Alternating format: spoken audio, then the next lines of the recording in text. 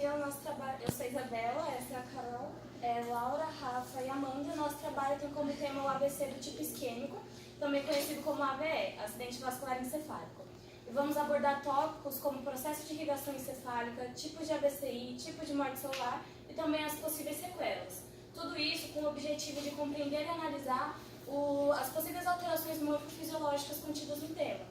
Então, para isso, a gente realizou a triagem de artigos científicos em sites como PubMed e Ciência, utilizando de palavras-chave como ischemic stroke, necrose, apoptose e círculo arterial do encéfalo. E assim chegamos ao artigo base chamado O Acidente Vascular Cerebral, Classificação, Principais Consequências e Reabilitação, além de utilizar livros renomados na área da saúde. Inicialmente, a gente precisa entender e conhecer o caminho do sangue até chegar do coração até chegar no encéfalo. Primeiro, ele é bombeado pelo coração, de onde ele segue para a artéria aorta, percorrendo inicialmente o seu trecho ascendente e depois o arco da aorta. Se dividirá para o lado esquerdo em artéria subclávia e em artéria carótida comum, e para o lado direito em tronco braquiocefálico, que também vai dar origem à artéria subclávia e carótida comum. Essas duas últimas artérias, elas são responsáveis por dar origem às duas artérias principais que chegam ao encéfalo. A carótida comum dá origem à carótida interna e a subclávia dá origem à artéria vertebral. As duas artérias vertebrais, elas vão sofrer uma anastomose, dando origem à artéria basilar, que fica sob o sulco basilar na parte anterior da ponte. A artéria basilar, ela vai se ramificar nas duas artérias cerebrais posteriores. Enquanto a artéria carótida interna vai se dividir em três principais ramos. As artérias cerebrais anteriores, que vão ser ligadas através da artéria comunicante anterior, as artérias cerebrais médias e as artérias comunicantes posteriores, que fazem a ligação entre a artéria cerebral média e a artéria cerebral posterior. Dessa forma, a gente tem as artérias cerebrais e as comunicantes, formando o que a gente conhece como círculo arterial do encéfalo. Essa formação é de grande importância, pois se por acaso uma dessas artérias for bloqueada ou tiver o seu fluxo reduzido, as outras artérias conseguem suprir a necessidade do cérebro. As artérias cerebrais, elas têm uma importante função em irrigar partes específicas do cérebro. A cerebral média irriga grande parte da face superolateral do hemisfério, também dá para ver aqui nessa vista anterior. A cerebral anterior, em azul, ela irriga praticamente toda a parte superior do hemisfério em uma vista lateral. Em uma vista medial, todo o lobo frontal e parietal. E a artéria cerebral posterior, em amarelo, irriga a região do polo occipital e do giro temporal inferior em uma vista lateral. E uma vista medial, a região do lobo occipital. Aqui nessa vista posterior, a gente vê também bastante essa irrigação da cerebral posterior. Aqui no caso, aqui é superior e ali é inferior. A gente está vendo o encéfalo por baixo, dá até para ver o mesencéfalo. Bom, agora que a gente tem em mente o processo de irrigação do encéfalo, a gente pode pensar no que aconteceria se por acaso uma dessas artérias fosse obstruída. Para isso, a gente tem que entender melhor um conceito chamado isquemia. Isquemia é quando um tecido ele tem diminuição ou supressão de nutrientes importantes, como glicose e oxigênio. E geralmente isso é causado por uma falta de irrigação nessa região, que pode ser causada por uma obstrução nessa artéria, que pode ser, por exemplo, por um coágulo. Então, a gente trouxe para ficar mais dinâmico para vocês um vídeo que mostra esse processo de isquemia no AVCI. Então aqui, sem o fluxo de sangue normal, como a gente pode ver, as células cerebrais elas podem morrer em poucos minutos por causa da falta desses nutrientes.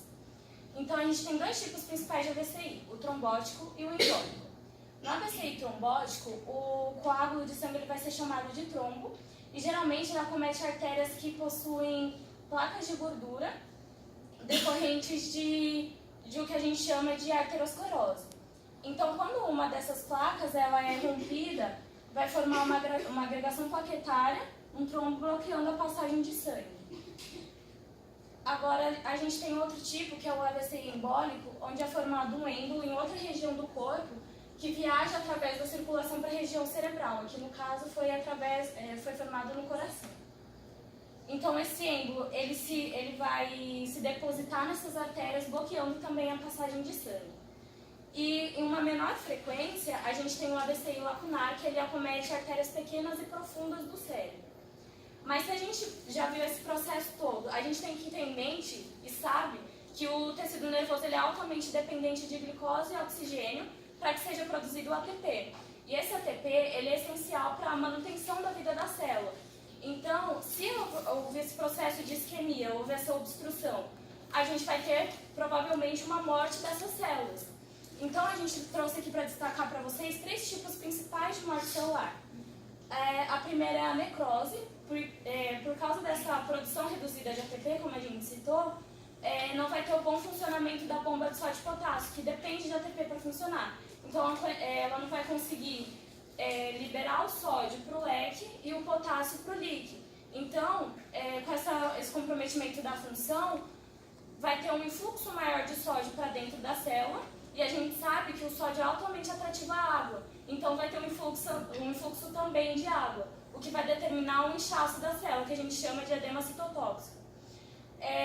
Também por causa desse influxo de sódio, vai ter a despolarização da membrana da célula, que vai fazer com que os canais de cálcio presentes na membrana, que são voltagem dependentes, se abram e tenha um influxo desse cálcio, que vai ser determinante para a liberação de, como vemos aqui, do neurotransmissor glutamato.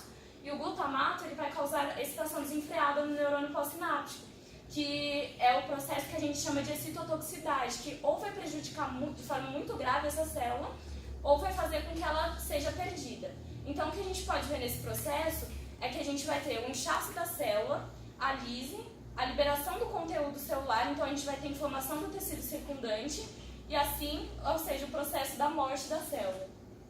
No segundo caso, que é a morte por apoptose, é importante a gente diferenciar que contraposta à necrose, ela não vai ter perda da integridade da membrana, então ela não vai ter a liberação do seu conteúdo celular, então não vai ter inflamação do tecido circundante. Mas é importante a gente destacar que o citoplasma da célula apoptótica, ela vai começar a fazer uma fragmentação progressiva, formando o que a gente chama de corpos apoptóticos, mas que eles serão rapidamente fagocitados por macrófagos. Mas a gente tem que destacar que a célula que tem que morrer por apoptose, ela pode ativar enzimas que degradam o seu próprio DNA. Só que essa morte celular programada, pela qual ela é conhecida, ela só acontece mediante a expressão de 2 genes, que seria o P53 e o BCL2, sendo que só o P53 participa de forma ativa da morte celular por apoptose, pois ela vai agir sobre um gene presente na mitocôndria, fazendo com que tenha a formação de um complexo proteico no citossol, que vai ativar uma cascata de reação e só assim a gente vai ter a morte celular por apoptose. Pode passar.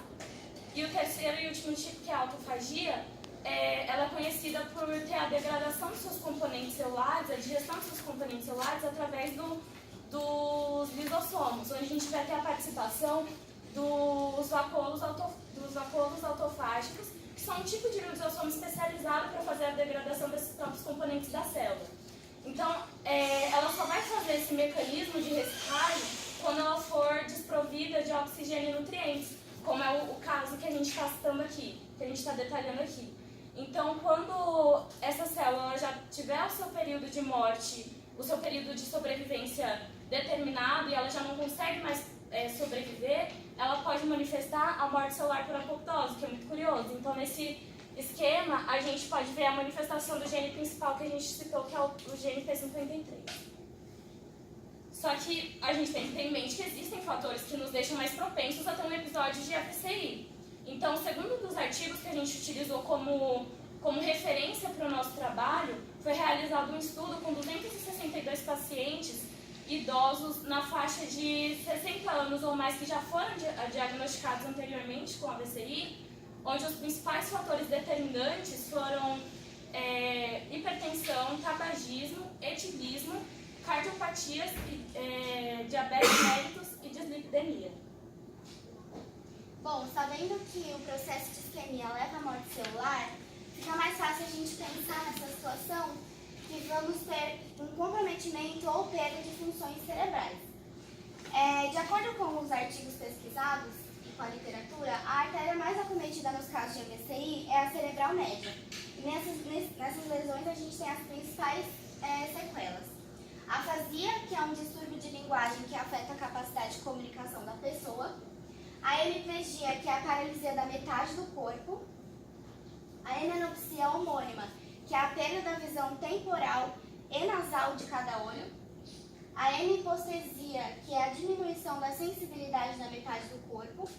A praxia, que é a perda da capacidade de realização de movimentos e gestos precisos.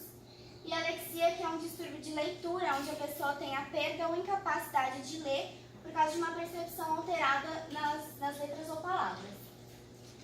E antes da gente comentar sobre alterações gerais, a gente precisa ter em mente, a gente precisa lembrar que cada hemisfério cerebral é relacionado com processos sensoriais e motores no lado contralateral do corpo.